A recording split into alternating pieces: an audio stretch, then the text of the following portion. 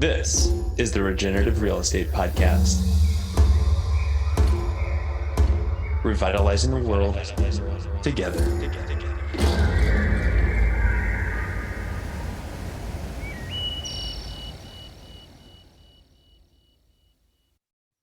Hi, everybody. This is Neil Collins. I am the host of the Regenerative Real Estate Podcast.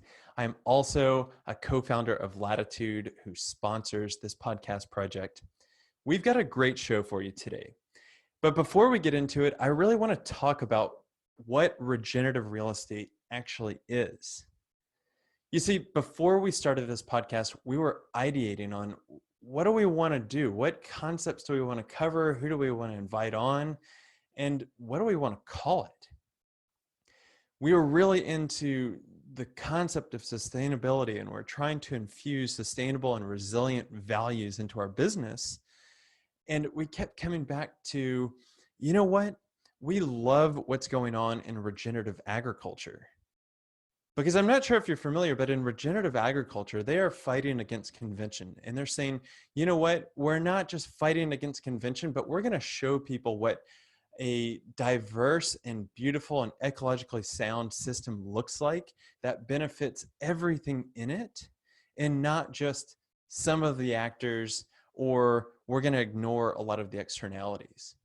And we realize, you know what, the built environment can actually share and take from this philosophy and infuse it into our work, because this is about thriving. It's about diversity. It's about really tapping into the collective potential that we all have. Because at the end of the day, I want our homes and our spaces to be rejuvenating. And I think we really need to instill much more spirituality into creating sacred spaces that can rejuvenate us, where we can rest, work, recreate, play, love. Like, that's what we're talking about. So as we get into this podcast, more and more, I'm realizing that it's not just about sustainability and building science and energy efficiency. What we're really finding is that regeneration in the built environment brings together health and wellness, community orientation, sustainability, resilient living, and ecological integration. That, to me, sets the stage for us to collectively thrive together.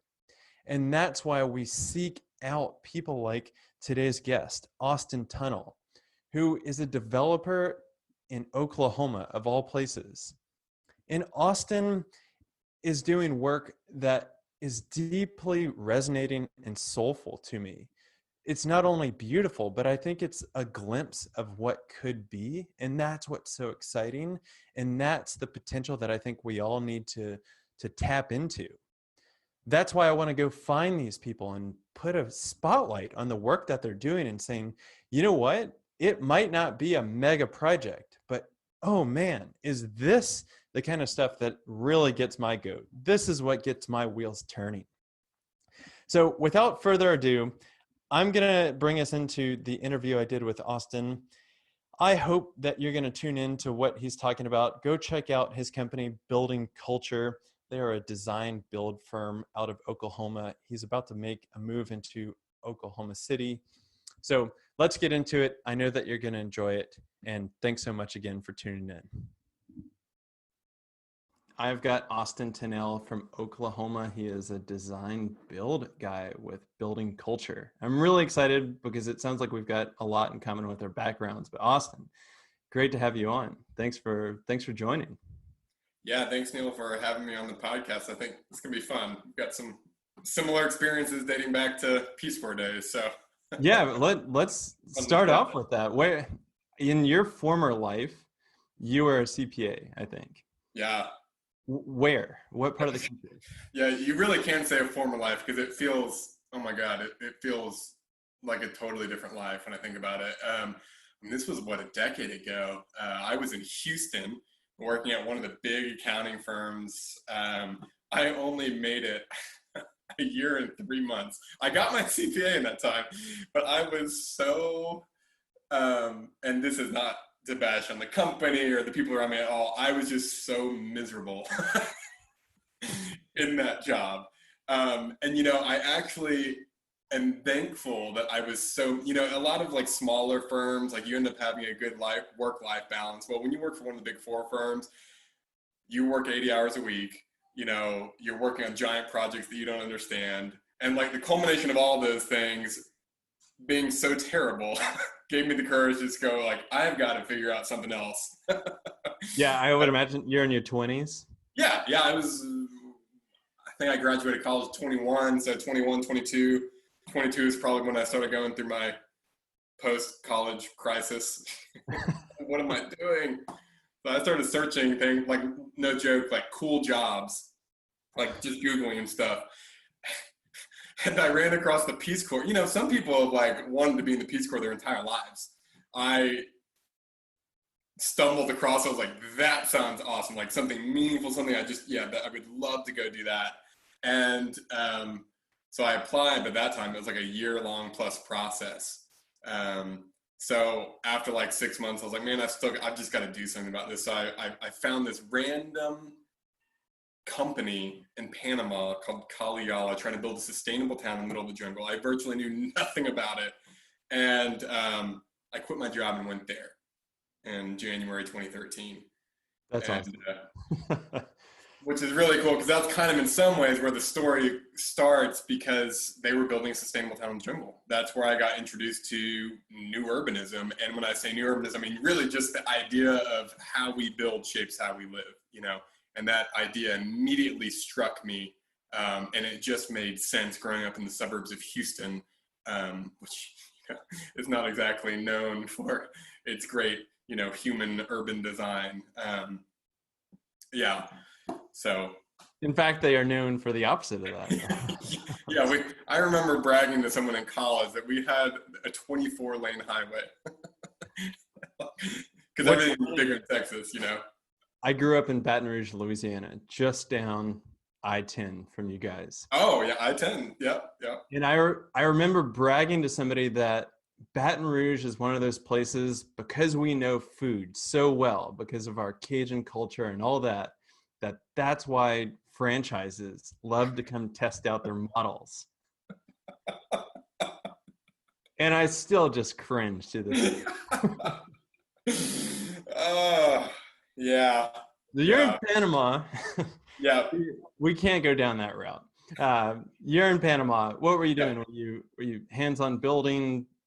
The funny thing is, I was not building anything. I think I was technically what was called a business intern, and I was working on actually some like hotel designs and like architectural programming, even though I wasn't qualified to do so.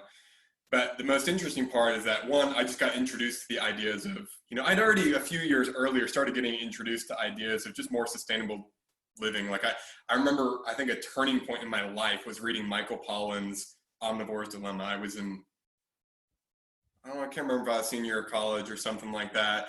We're just like, before I read that book, I thought like eating 100-calorie, low-fat Cheez-Its were good for you, like the kind of the conventional thinking that, and then that book kind of like blew my mind of like, oh my God, our industrial society has a lot of flaws and downsides. And so that kind of thinking really, when I saw that in kind of the urban, and building context, made sense in Panama. And Panama is where I met a guy named Clay Chapman from Hope for Architecture.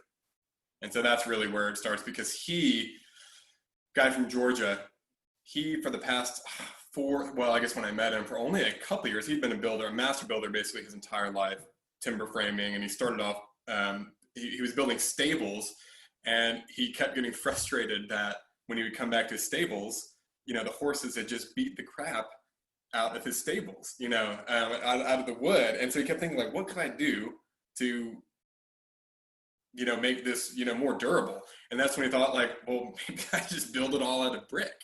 And so that's really where it started for him. And so he started building these structures out of masonry. And then it kind of turned into, I guess you could say, it kind of morphed, evolved from there to, I think he built a little cottage in his backyard of just a little brick artist cottage, just for like his workshop or something. And he was looking at it and he goes, what of my friends would not want to live here? It's just so, awesome and cool. And so that's kind of what, jumped off hope for architecture. And basically after Panama and the Peace Corps and all that, when I got back to the US, I called him up and said, hey, can I come apprentice for you? And he said, I guess. He said, you can come out to Oklahoma. I'm in Oklahoma right now. Come out. You can see what it's like for a week. So I went out, worked for a week, hands-on labor. And then I just never left. To Oklahoma. Yeah. And how did he get out there? So are you familiar with Seaside, Florida? You probably. I am. Yeah. Yeah, you probably are. So Carlton Landing is on Lake Eufaula in Oklahoma, and it's the same designers as Seaside, Florida and Rosemary Beach, so DPZ. So there's basically a little new urbanist community on the lake in Oklahoma. So the developer there had found Clay and gotten him out there. So Clay had been out there for about a year when I showed up and worked for Clay for 2 years. What were you doing with him? Everything. I laid brick on every house. We did the framing, we poured the footings, we did the roofing. We did pretty much everything on I don't know how many houses I worked on them with, probably 3 or something houses I worked on them with, start to finish. And during that time, I literally just taught myself design. Like in the evenings, I'd work all day, making $12 an hour. It's a big difference coming out of college, making a decent wage as a CPA. And I just got married 5 weeks before moving out there, So it was an interesting time, but man, did I learn a lot in 2 years, so much more than, puts college to shame. Yeah. Yeah, I can imagine. So during that time, you're building with brick. You're building spec builds, or are these custom houses? A couple were spec. One was a custom. Yep. Okay. Yep. And yeah. Why brick? I mean, durability, great against horse hooves and getting beat up, but we built with this for a long time, and there's got to be a reason behind that, I would imagine. Yeah. So, in my opinion, there's kind of 2 facets to this. There's the durability aspect and masonry, structural masonry. When I say structural masonry, I'm referring to, you can call it mass wall masonry, load bearing masonry. And really what that refers to is just the practice of using brick or stone in such mass that it becomes self-supporting. So if you just stack up bricks that are, a brick is about 4 inches wide. If you just stack those straight up, you could push it over with your finger, because it's just not thick enough. But when you start adding what they call widths, width to it, when you add multiple rows of brick and suddenly you've got a 12-inch brick wall or a 16-inch brick wall, well, then you've got something, really substantial. But so structural masonry is really the oldest, I guess, building methodology from what I can tell in terms of civilizations building. So the pyramids, structural masonry, stone, the Pantheon, in Rome, or the Parthenon in Greece, the Biltmore. And so you've just seen this continuation of, load-bearing masonry throughout all of history. And these are our oldest buildings in the world, because they're the most durable and resilient buildings. And, the Romans are the ones that really popularized brick and arches and stuff like that. But, in my opinion, one of the reasons structural masonry, load-bearing masonry is so durable is that in order to be durable, in order to last, over centuries, it's really hard for us to think in centuries as humans, but for something to be able to last, it really has to be able to withstand neglect for a long period of time. And this is just me hypothesizing. I've never read this anywhere. I'm just making this up. But when you're talking about American building and stick frame houses, you can actually make a stick frame house that's done really well, and they're keeping the water out and flashed perfectly. And, you've got to get a lot of the details right, and they are rarely right. But if you do get it right, you could make it last a long time if it's maintained. And when you think over the span of hundreds of years, you cannot guarantee that something's, you've got ups and downs in the economy and cities and places and things like stick frame houses, when the moment the siding, the paint starts to peel off, and then the siding starts to rot, and then the water starts to get inside and rot the structural members, So that's one of the reasons that I think structural masonry is so durable, is that it can withstand centuries of neglect. Yes, it does need to be maintained, but it can last a long time. Are you insulating it, or how does it perform with efficiency and habitability? Yeah, so that's a great question. And one of the first questions we could ask, we are not, at least I am not here insulating structural masonry. Our walls are a foot thick of solid brick. And so it's not relying on R value, it's relying on thermal massing, and that heat moves through brick at about an inch per hour. And so your 4 p.m. sun, the hottest part of the day, isn't coming through till 4 a.m., 12 hours later through your 12-inch brick wall. By that time, in certain climates, such as Oklahoma, it's cooled off so much outside that heat is already being sucked back outside through the wall before it ever makes it inside.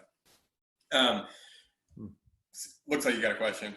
No, I'm finding that really interesting. What I'm thinking about is like, does that work in other parts of the country? Or I didn't realize Oklahoma had such a strong diurnal swing between the day and the night. Right. I mean, I don't know. It's not like, New Mexico or Arizona or something, but I mean, you have pretty consistently 20-degree, at least, swings in the nighttime.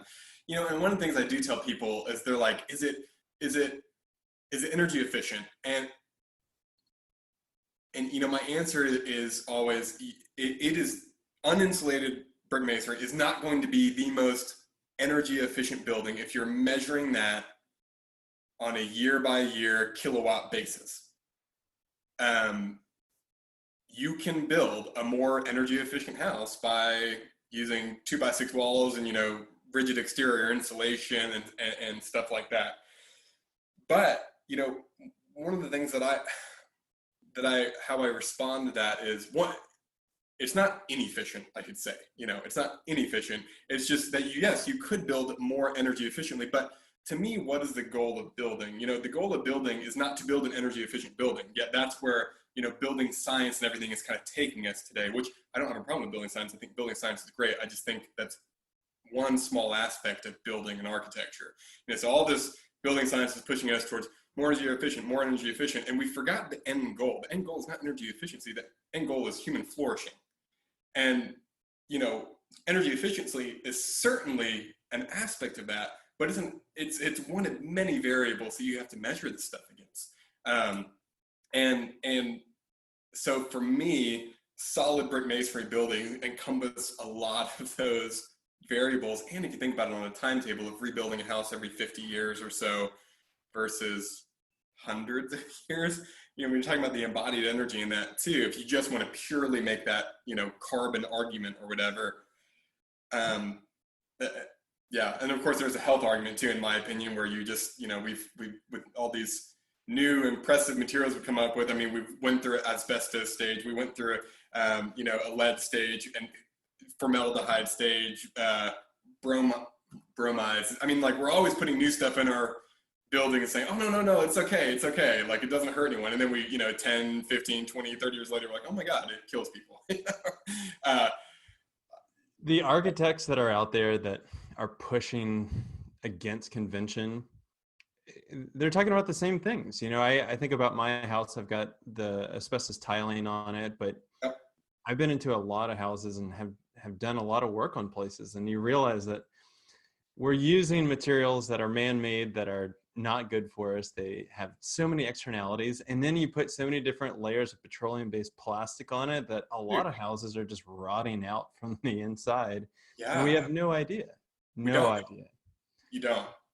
And you don't know how your house is doing because you've got, 9 different layers accomplishing what one layer, one thick brick wall, is accomplishing. And then, like you said, I mean, you really, all these new technologies and stuff, and I'm not against technology. I'm about blending the best of old and new. I'm not a Luddite by any means. I use geothermal, I innovate wherever I can or bring in new technology. But I do think just all these, I think chemicals and the products that we make are a lot more, I think in 20 or 30 years, we're going to look back on 2010s, 2020s and kind of go, oh my God, what were we doing? Just like we did with the 70s, whenever we, before that, we had all the lead in our paint and asbestos in our drywall and plaster or tiles or whatever. I get the sense that we're going to have the same kind of wake up call. And it's like, how many times are we gonna have to do this? That is a great point. What are you putting on the brick? Are you putting limestone or anything like that on it? So, a lot of times I just leave the brick raw because it's an awesome look, kind of like, I mean, the wall behind you. No, I guess no one can see that, but, just raw brick is really beautiful. But I also, if I do paint it, I put a lime wash on it, a true lime wash. That's literally, lime wash is limestone. So stone that's been crushed, burnt, and rehydrated. That's all it is, crushed, burnt, and rehydrated stone that you can add kind of natural earth pigments to, and then you wash it on your walls. It's totally breathable and allows vapor through, so it allows your brick to breathe and dry out. It's really cool because it's also got a property. It turns into calcite crystals, which have the quality of double refraction, which means when one light wave hits it, it splits off two, and so it gives it this soft, earthy glow. Like, it looks super matte, like almost like chalky, but at the same time, when the sun hits it, it glows. Like, you cannot replicate it with any kind of petroleum-based product. It's really amazing. That's cool. And it's got antiviral properties. It does. Yeah. Like, I'm not saying mold can't grow on it. I've seen that said, but I think most people say it's mold, fungus resistant, stuff like that. That's interesting. So, like, you wouldn't want to eat it, but it's not bad it's not, if you look at a toxicology report, it's not toxic for humans, but just like you wouldn't want to go and eat dirt, or a stone, but. You're not hanging out with the people that we are then. That's soil ecology is a whole different story, but I want to get back to, you're working $12 an hour swinging a hammer, laying bricks, excuse me. Yeah. To go from that and doing more of an apprenticeship based program with Clay Chapman, what was the genesis of building culture, and where did you get the name for your company? Oh man, I wish I could take credit for the name because I love the name. My sister came up with the name, but I love the double meaning of building culture. We're changing the building culture, or pursuing a new building culture, but we're also building culture, through our buildings. So my sister came up with that. The evolution of it really was, in his apprenticeship, you basically have to promise, and there's not any written documentation of this, but like, hey, after I'm done with the apprenticeship, I will continue this work. That's kind of his, you got to be able to work hard and show up and all that kind of stuff. And then the second thing is you've got to continue this work. So, that was my full intent from the beginning, because to go back just a little bit to the Panama thing, what made me so intrigued about what Clay was doing is, you've got, and I'm pretty sure you're familiar with all of this, but you've got this whole movement, thank goodness, of new, like, urbanists and stuff out there. Because for a while, post-World War II, all we were building is suburban sprawl, strip malls, and bigger highways, right? And then in the late 70s, Seaside came around, Andre Estewani and DPZ came and, built Seaside, and everyone thought they had lost their minds. And they had to figure out all sorts of ways to get around law. I can't remember all things. One of them that sticks out to me is they had to call their back alleys like running trails and stuff just to get it through code, So they were brilliant. They were brilliant about it. And then, like I said, everyone thought they were absolutely crazy. And then now, just 5 years, in the mid 80s, 90s, you had developers flocking to Seaside to learn what they had done and try to repeat it because it was just so incredible. It blew, so that started the movement of new urbanism, or just traditional urbanism is really the way to say it. Traditional urbanism, human scaled, mixed use, pedestrian oriented urbanism. That all made sense to me. I wanted to be a part of that. But what I did notice is that while a lot of people are working on that, what I would call context, the context of our buildings, if you put just the most beautiful building or whatever it is out in the middle of nowhere in a poor context, it doesn't make any sense. A true, you can have a true urban fabric of, buildings that are more than just the individual parts. They're not just individual buildings. They create space themselves. In America, we tend to think of buildings as the only true public space, that you're either in a building or you're on your way to another building. We don't think of our cities as the space between. And that's what, most of the world has gotten right before, automobiles and stuff, is that the space between the buildings is in some ways more important than the buildings themselves. And we're so individualistic about our have so much focus on the individual buildings. That being said, you have a lot of people working on the context now, and not many people putting out very good content. I would call buildings content. So you've got these new urbanist communities, popping up all, traditional urbanist communities popping up all over the country, and the buildings that they're putting in them, maybe, not to say they're terrible, but they are not good architecture, largely speaking, in my humble opinion. I'm with you. Yeah. That's why we're on the show right now. Right. So, it was like, man, when I saw what Clay was doing combined with, kind of this urban context, I was like, man, if I could blend those two things, I mean, that was, and something that was like, that's my dream, that's my life's work, this is what I want to do, and that's super cool. And what I love about the space between is, for a long time, and I think many in the industry, under the banner of real estate, they say, hey, what do you do? And people say, oh, I'm in real estate. And I push back on that, because I like to say that I work in the built environment. And the built environment to me is not so much just the buildings that we're building, but it's also the space in between and how that molds our life. Like if I get plopped down into an urban center and we're on a grid system, just by nature of being in the grid, or in suburbia, that really shapes our patterns and our habits and our houses and design. Huge. It really does. I mean, if you live like in a suburban, I'm not saying I'm not saying there should not be suburbs. Okay, I'm saying we shouldn't well, we can get into that later. But if you live in a true suburban area, it really, really is hard to have community. It really is. I've experienced it myself. I've talked to dozens of other people that say the same thing, because you get in your car, you park in your garage, you get out of the car, go straight into your house, you walk to the front, get your mail real quick, go back in, get in the car, go to the store 5 miles away, this side of town, then school over on this side of town, then the doctor's appointments on this side of town, then the office park on this side of town. And what it keeps you from doing is, you're only going to, a store for a specific intent. Like, you never have just random collisions with people. It's like you can't have a true community, because the only people in your neighborhood you really know are the people that you're actually friends with and will invite into your house for dinner. And what I don't know if it's appropriate to say or not, but I don't want to invite everyone to my house for dinner. I've got friends that I feel comfortable and I would like to get closer with and invite to my house for dinner, but that doesn't mean it's not important to also have relationships with other people on my street, in my neighborhood, on my block, at my work, where, you can pass by walking, at the mailbox, playing with the kids at the park, and you can have conversations. You can, you don't have to have a million things in common to still just, to have this connection and build community, which I think is really important. I don't know how I got what did you do to build community? That is, to me, the X factor. It's not, we're living in an absence of community. Oh, dude. Where we think, hey, there's a pool down the road and my kids can go there, and the school is great, it's got really good ratings, and that's what community is to people. Yep.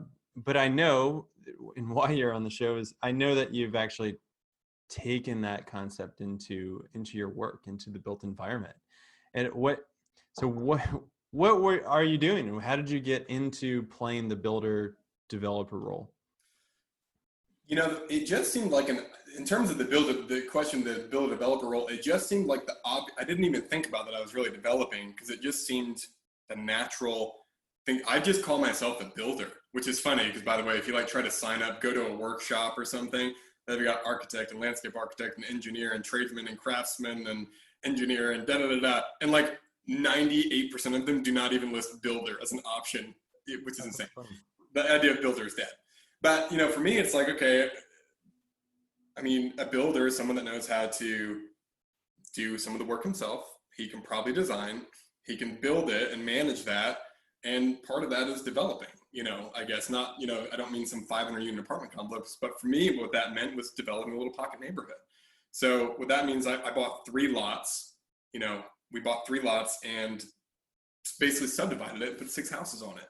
And each house still has a very small private yard to it. So if you've got a dog or just want, something like that, you still got a really small private yard, but we carved out a big, central courtyard. So they're kind of like in a horseshoe around that courtyard. And then there's actually through the courtyard towards the back, you kind of walk through this little circular moon gate. That's really cool. Well, I think it's really cool. And you walk through it and there's another like more private, smaller, intimate gathering space in back with a fire pit and stuff like that. And, I can't say why I was particularly drawn to building a pocket neighborhood besides where I was at Carlton Landing. Like that made sense to me, like to do. And one of the coolest things was actually literally just a couple weeks ago, we finally had our last house sold because this was all spec. We had our last house sell there, I don't know, a month ago or so ago. And I saw on Facebook just 2 weeks ago, everyone in the pocket neighborhood was singing karaoke together, like on a random Friday night, unplanned. Like, where does that happen? That's insane. Right. I mean, because in suburban life, everything has to be so planned. It's like, hey, I'm going to go, let's have a play date with the kids. Okay, we'll meet there at the park at 3:30. And then like, let's have dinner together. We'll go there at 7. And then, you have dinner for an hour and then you're done. It's got to be so planned versus when you can live in a place that actually has community. All these interactions are organic, they just happen. I think that's really, kind of magical. That's a big step to go from an apprentice to taking on 3 lots on spec, building 6 houses, and a concept that a lot of people, they're like, what? I'm not sure what a pocket neighborhood is. and I will give you credit, like the pocket neighborhood that you're referencing is gorgeous. And I love the circular feature that you put in there with a communal space to hang out in a fire pit. And it looks like there's a table back there that you can eat. So I'm really curious, who bought these things? What does that look like in Oklahoma for somebody that wants to live in a very different urban context than what they're used to? It's probably a little bit I'm in the process of moving to Oklahoma City. I'm still transitioning. I've got projects in both places because I really want to be doing like true infill development. While I did do that in a sense in Carlton Landing is, a new urbanist development in itself. So it was very easy. There were other pocket neighborhoods that existed there, that it made sense in that context. And it's largely a resort community, kind of like Seaside, because it's 2 an hour and a half from the nearest city, Tulsa. So these are all honestly, a lot of people from Tulsa, Oklahoma City, Dallas, that, own secondary lake homes, which is an awesome place to start off a career like mine, where you're trying new things, you're doing a lot of, R&D and exploring and just learning, it's like a playground. And the developer was super supportive. I had Clay around because he was still there. So if I had questions, I had people to go to. So the people that bought it, largely the people that buy those houses, they walk in it and they're like, not everyone does, because, technically, these houses are more expensive than the other house that we're selling on a per foot basis. And the people that buy the houses walk in and just go, this is it. This is amazing. Like this, I can't believe this, like they just, it connects with them in a way that nothing else does.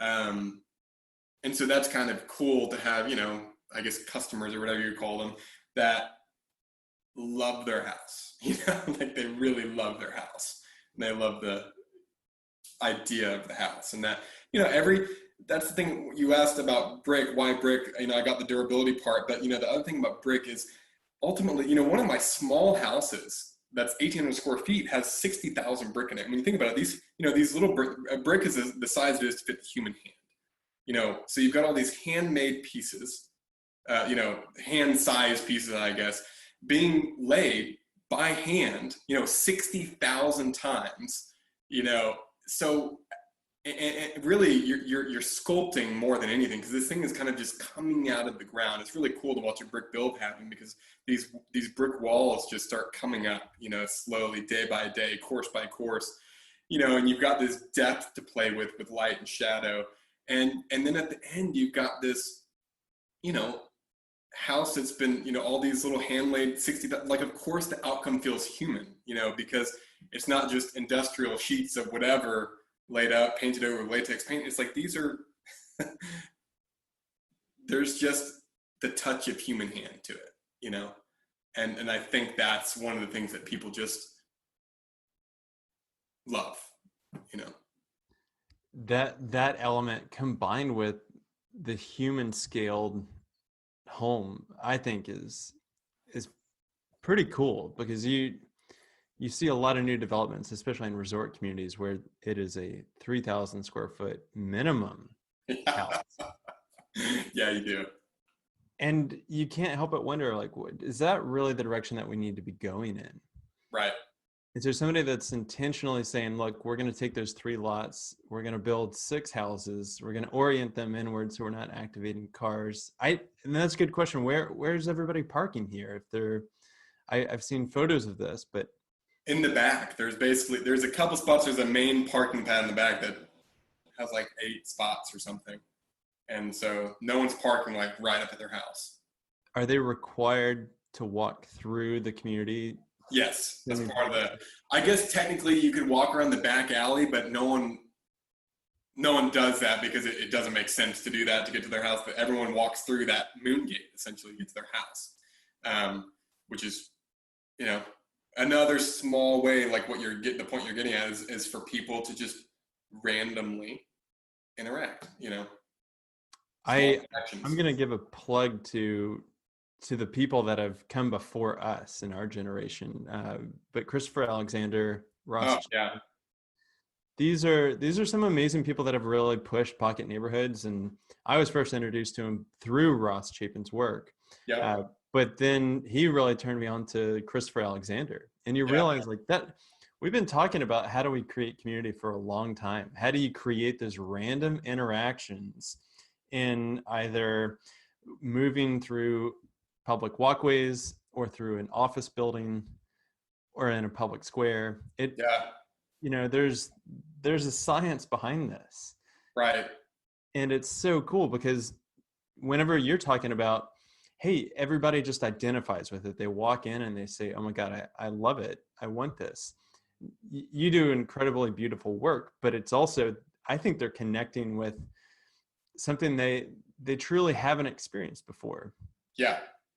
And they're like, oh, something feels right on a primal level that it's hard to replicate, or it's hard to understand what community could look like growing up in the context that we largely do in this country. Absolutely. So that is my rant. And now I'm curious, where are you going with building culture? If you're moving to Oklahoma City, what does that look like? Man, that's a good question. Honestly, I don't know. It's pretty scary. I'm young. I've had my own business for about 3 years, so, it's not like the money's just rolling in or anything. It's a little scary. I don't know. I'm exploring kind of a lot of other different opportunities. And if I were to, where I want it to go, I'll say that, is I would love to get, and this is probably like long term, right? So this isn't going to be in the next year or 2 or 3 or 4 or 5 years, but long term, I want to get several city blocks, if not more than several, and build real urbanism, with solid load-bearing masonry, structures, public and private, homes, retail, shopping, and not just like the drive to urbanism that, we see where you've got like, oh, it's another mixed use development with 200 unit apartment complex and retail underneath. Wow.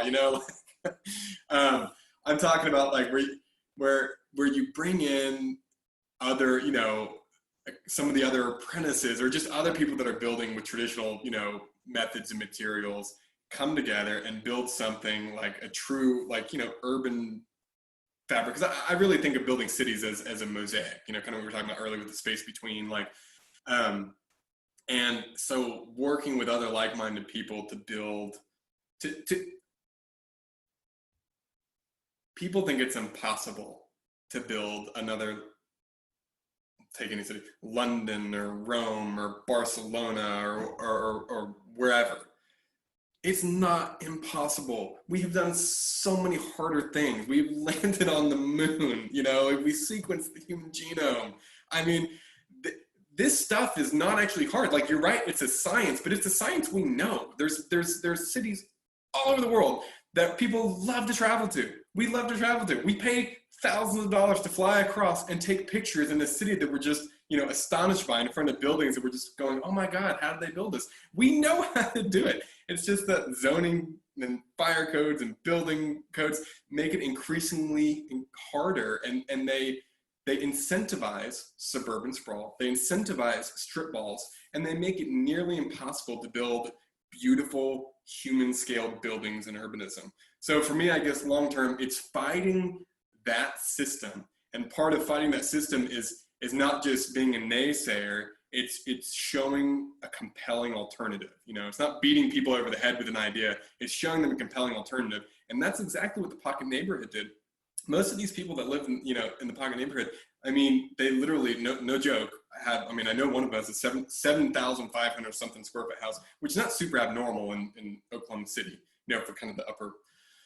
So, and they're living in this 1,800 square foot house now. And they're going, oh my gosh, we love this. With 3 kids, by the way, and they love it. Like, there's bunk beds in one, there's a bunk room, that's where all the kids sleep. And they're older, they're, you know, 11, 12, stuff like that. And they're like, you know, we've got our house in the city that's got empty rooms, closets just stuffed with stuff. We take, you know, they're like, if you could build this in the city, we and all our friends would move into it, you know? And so I could, if you just went to someone up to their house when they're all comfortable and say, would you like to downsize to 1,800 square feet and live 10 feet from 6 other people? They'd be like, heck no. You know what I mean? Heck no. So, like, yeah, creating a compelling alternative, and people will buy in. I know they will. That's so uplifting, especially coming from the part of the country that you're in, because I take for granted in the Pacific Northwest, like, there's a lot of pioneers that are pushing these things, and they're often building what they consider pre-legal, and then they're policy advocates to make it legal a year, 5 years later, 10 years later, however long. And there's a demographic of people that have been eating that up, and it's still fringe. But whenever you go to Oklahoma, Texas, Louisiana, Alabama, Georgia, it doesn't matter. Like, the culture is predominantly still in just in a different mindset. And to hear that you've got people that are like thirsty for that kind of living and that kind of design, it's truly amazing, because I think that's the spark. And that's why I think that we do need to have really beautiful buildings, that we have to meet people with where they're at. Yeah. And if it's a beautiful photo on Instagram, like I found your stuff, that you can really move people along a lot faster. Yeah. I applaud what you're doing. I think it's amazing. And I'm glad that you're doing it where you are doing it. Thanks. Like, to have another pocket builder in the Pacific Northwest is cool, but there's been a lot of them. Right. And out of curiosity, how have those projects turned out? Have they been pretty solid? I would say so. Yeah. Awesome. I think that you're starting to see a lot more difference with just the different approaches to it, where it first started with, hey, we're pretty fringe. And now other developers are coming on board either through an affordable housing route, or through a community orientation route, or through, this is pretty cool, and we think that there's a market here. And I don't want to downplay that. I hope that people can understand a little bit more about the methodology and the philosophy if they are just going for a spec built property. Yeah. But we've also seen more traditional green builders really embrace this. And there's been cooperatives that have been built here that's based on pocket neighborhoods and very dense urban formats. We're starting to, a lady that we're friends with, she and her friends have banded together because they don't want to live in isolation anymore. And they're doing their own community-led development where there's not that visionary that's like, I'm going to build this. There's not the Austins or the Rosses or whoever that are like, okay, we're going to build a pocket neighborhood. They're like, hey, there's 8 of our families. We want to buy some land and build some houses together. That's and so that cool. is amazing. I think that's really awesome. And for me, that's like, to me, that's the building culture part, like where you're literally, and I don't mean me, I just mean like the point is to create this new culture in both consumers and craftsmen and architects and engineers and landscape, developers to do more of this stuff. I agree. Austin, where can people find out more about building culture, see your projects? What's your website? I'm terrible about updating my website, but you can go to buildingculture.com. But my main outlet is Instagram for sure, at Building Culture. I'm on Facebook too, and if you follow me on Instagram, you'll get everything. If you follow me on Facebook, you'll get some. If you follow me on the website, yeah. You've got a new baby. I know that you've got a lot going on. I'm still just a single person trying to, do invoicing and bank draws and everything right now. So hopefully that will change soon and I can focus more on, It's all about the journey. Austin, Thanks so much. I appreciate you coming on. Yeah. Thanks, Neil. Okay, everybody, that is a wrap. Thank you for tuning into this episode. I hope that you got a lot out of it. These conversations are so important to me, and they are so important to the times that we're finding ourselves in. If you want to connect with other like-minded individuals and with thought leaders in this movement, be sure to check out our Facebook group. It's called Regenerative Real Estate. You can find it, request to join. We'd love to have you build the community with us. If you want to find out more about us and our organization Latitude, you can go to chooselatitude.com. We're a Pacific Northwest-based real estate sales and development team that help people live in more thoughtful and resilient ways. We believe in sustainability as a powerful force for good, and that's why we're putting so much emphasis on creating meaningful dialogue and content like this podcast to bring it to you. Just one last ask before we end this podcast. If you could please go to whatever platform you're listening to this podcast on and leave us a rating and review and hit subscribe. That way you can get notified whenever we're dropping the next episode. And the feedback is great for us. It really validates what we're doing, and it really goes to signal to potential guests that, hey, people are tuning into this. They want to hear from you, and they want to hear about the regenerative real estate space. Okay, thanks again for listening. Until next time.